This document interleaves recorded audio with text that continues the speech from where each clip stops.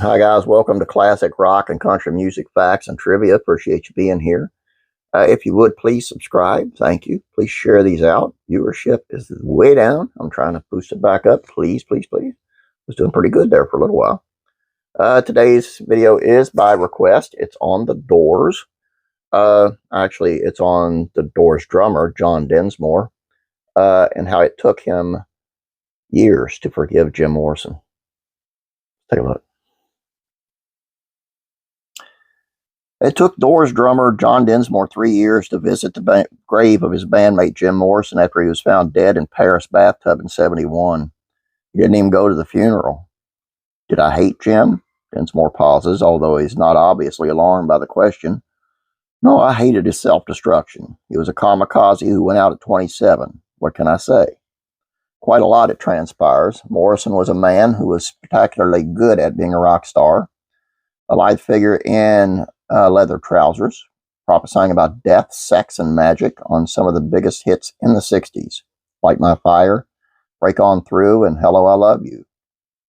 But he was catastrophically bad at the rest of life. Like many alcoholics, he could be reckless, selfish, mercurial. The Denisonian madman, Densmore has called him, a psychopath, a lunatic, and the voice that struck terror in me. He had lobbied to get Morrison off the road before his death and even quit the band at one point. Some people wanted to keep shoveling coal in the engine, and I was like, wait a minute. So what if we have one less album? Maybe he'll live. Why did he carry on? Because I wasn't mature enough to say that at the time. I wasn't trying to enable him. It was another era. I used to answer the question, if Jim was around today, would he be clean and sober, with a no, kamikaze drunk. Now, I've changed my mind. Of course he'd be sober. Why wouldn't he? He was smart. Densmore 75 is a defiant survivor of the music scene he helped build. This perhaps is why the decades since Morrison's death, he has become not only one of his greatest chroniclers of the Doors, but the fiercest protector of Morrison's legacy. To anyone who's read Densmore's 1990 memoir, a book he says he's written in blood, this may come as a surprise. Later, the book would form the basis for Oliver Stone's dreadful Doors biopic.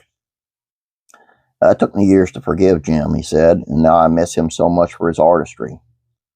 There was a documentary about him and another one of the bandmates, keyboardist Ray Manzarek, who died in 2013.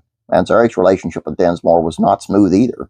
In the early 2000s, they were embroiled in a vicious 6-year legal battle in which Densmore tried to stop Manzarek and the band's guitarist Robbie Krieger from touring under the Doors name, as well as selling the band's music for use of a Cadillac commercial. I know I sued my bandmates. Am I crazy, he yells. People certainly thought he was. It is not unusual to spend years in court trying to stop yourself from earning millions of dollars to prove a point about the value of artistic integrity over the pursuit of money. What can I say? Jim's ghost is behind me all the time, Densmore said.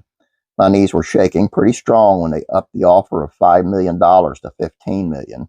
But my head was saying, break on through for a gas-guzzling SUV? No.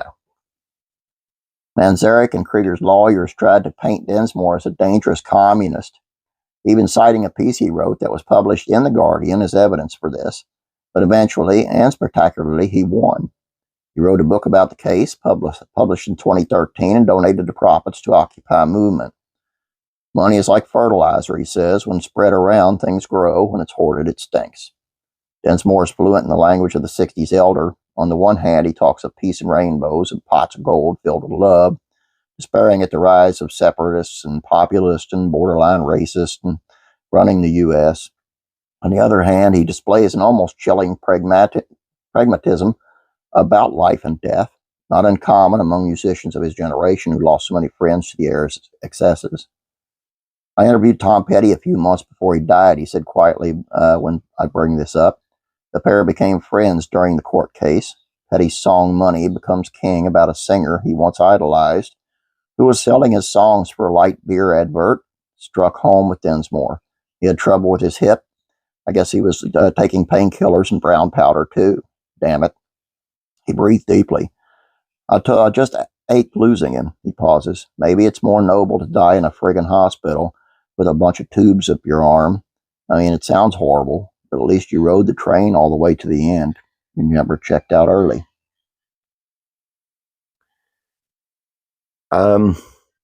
His feelings are his feelings. Don't agree with some of his philosophies, his ideas.